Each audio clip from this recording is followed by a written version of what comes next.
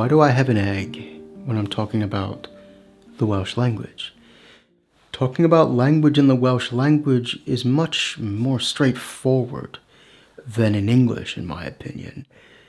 In fact, once you know just one word that sounds a bit like this, an ending that is 2 letters long, you can talk about almost any language in the Welsh language. I'm Benjamin Anglin. You'll see what I mean. Let's get into it. Egg. I want you to remember this egg. This is the key to knowing the word for almost every language, other languages in Welsh. An egg. First, I will take you through the eggs, and then some common ways in which we speak about languages. Wales is called Cymru. A Welshman is called a Cymro. A Welsh woman, Cymrais. The Welsh language is called Cymraeg, but that is not rhyming with egg, is it? No, but it still has that EG at the end. All languages do. England is called Lloegr, which is so old we're not really sure where it comes from. I have my own theories, but I don't want to insult people here. An English woman is called a Sais. Sorry, that's an English man. An English woman is called a Saesnes. Very similar. English language is Saesneg. Both of those words, Cymraeg and Saesneg, are feminine. In fact, all languages in Welsh are feminine. I like that, actually. Which, trust me, may not make sense early, but it will help you later. So why does that last sound, egg, sound like aig in Welsh? Because almost every language ends in this egg sound. Hungarian becomes Hungareg, not Hungaraig. Sicilian does not become Siciliaig, it is Sicileg. It is because of where the accent is and what middle letters there are. In the word Cymraeg, a middle sound has already been swallowed. We're talking 1500 years ago. And the only other name for a language in Welsh that does this, which I have found, is Hebrew. A Hebrew man, Hebreur. A Hebrew woman, Hebrais. The Hebrew language, Hebraig. And because you are adding that EG ending, and the first letter is a H, which in Welsh so very often denotes where the emphasis of the word is, and because it's swallowing that double vowel there, like Hebreur, it's doing the same thing as Welsh in its sound shift. Cymraeg, Hebraig. I find it really interesting that in the Welsh language, what it calls itself, the only other language that it's grouped with in sound is Hebrew. But as for that EG ending, if a country or people ends with the sound N or L, it's easy. Japaneg. What do you think that is? Japanese. Romanian? Romaneg. I know some of you will appreciate that one. Germany is Rauman. German language, Almeineg. The stress is on the penultimate syllable. Can you guess which language is Afrikaaneg? Afrikaans. The word for Italy is Rydal. Quite a unique word. Like French often does, we put the in front of a lot of things to set them apart. The Italian language is Edaleg. Polish, Puileg. If a people or country is not Celtic and ends with U, W, they get to wear a hat.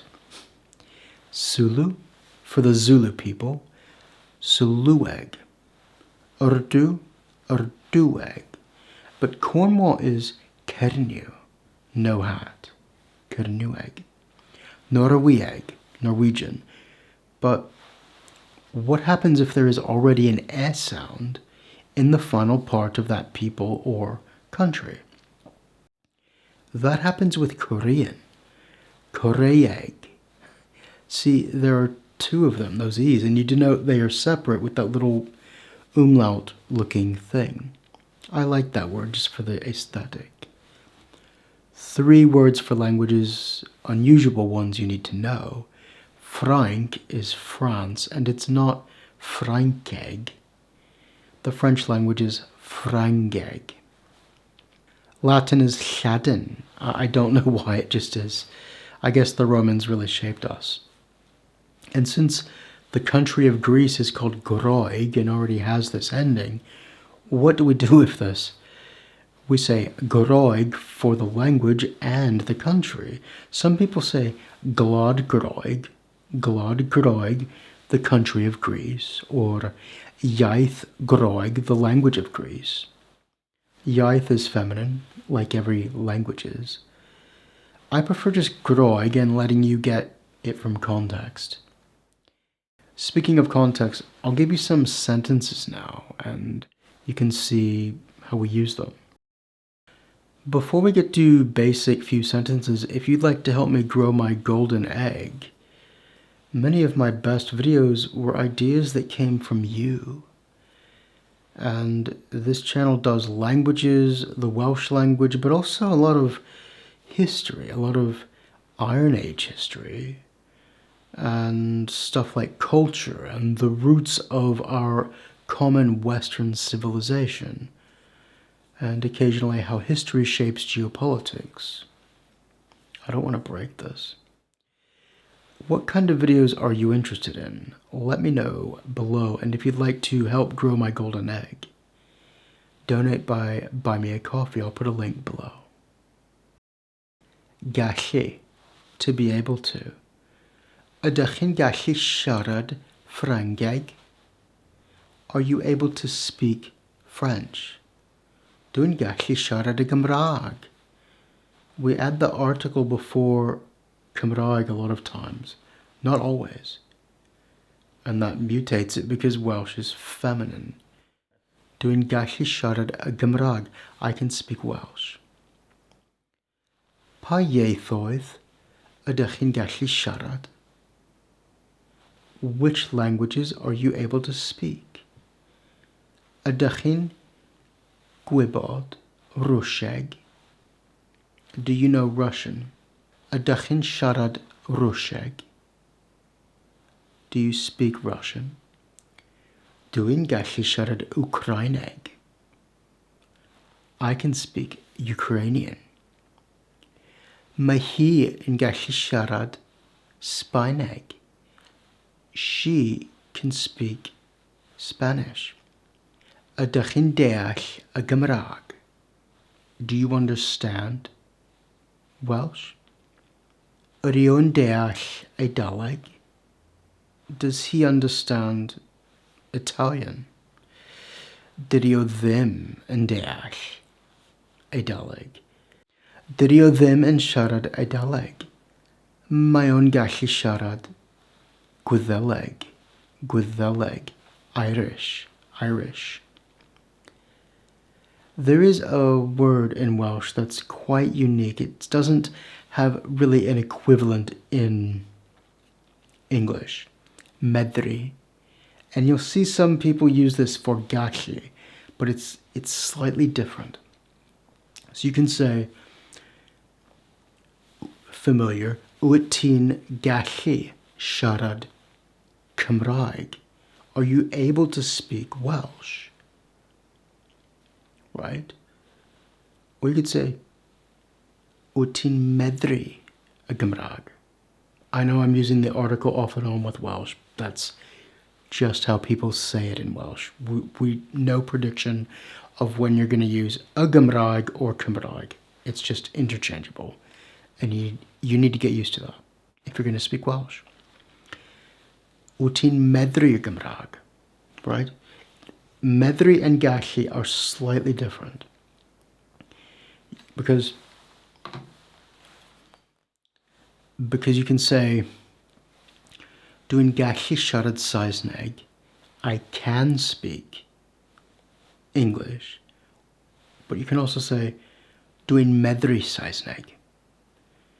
Literally, it's like I ability Saesneg. I ability English. It's a word that's... If English had a verb for the word ability, right? Able is more of an adjective. It's not a verb. You're not doing something. Medri kind of says that you have the ability to deploy your knowledge in something or to do something. Dwi'n medri Arabic. I am able to speak Arabic. Medri is definitely more northern if you want to know where it's spoken, but gallu is kind of default, to be able to. Deall, to understand. Wyt ti'n deall be dwi wedi dweud heddiw? Do you understand what I have said today? Rwyt ti'n deall Ffrangeg? You understand French. But, wyt ti'n gallu siarad Ffrangeg? Are you able to speak French? Dwi'n gallu siarad Ffrangeg yn iawn. I can speak French, okay. Well, that's it. What languages can you speak? Let me know down in the comments. Diolch yn fawr iawn am wylio. Thank you very much for watching.